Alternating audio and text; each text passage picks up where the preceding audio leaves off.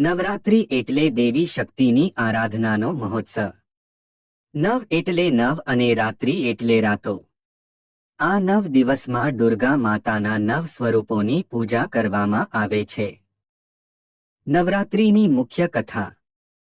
એક સમય હતો જ્યારે ભયંકર અસુર મહિષાસુરાએ ખૂબ તપ કરી અને બ્રહ્મા પાસે વરદાન મેળવ્યું કે તેને કોઈ દેવતા કે માણસ મારશે નહીં. વરદાન મળ્યા પછી મહિષાસુર બહુ શક્તિશાળી બન્યો અને સ્વર્ગલોક પર આક્રમણ કરી દેવતાઓને હરાવી દીધા.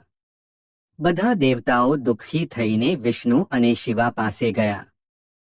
પછી બધા દેવતાઓની શક્તિ ભેગી થઈને એક દિવ્ય દેવી પ્રગટ થઈ, દુર્ગા માતા. દેવતાઓએ માતાને પોતાના શસ્ત્ર આપ્યા.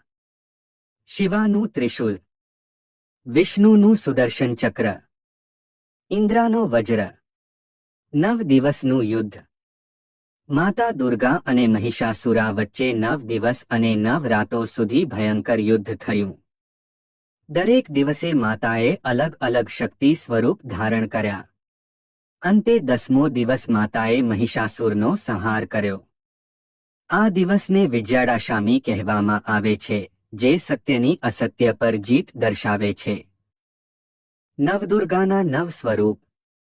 1 શૈલાપુત્રી, 2 બ્રહ્મચારિણી, 3 ચંદ્રઘંટા, 4 કુષ્માંડા, 5 સ્કૈંદમતા, 6 કાત્યાયની, 7 કલરાત્રી, 8 મહાગૌરી, 9 સિદ્ધિદાત્રી.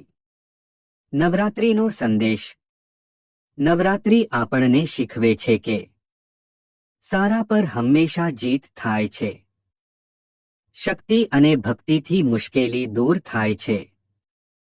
માતા દુર્ગા ભક્તોને હિંમત અને રક્ષણ આપે છે.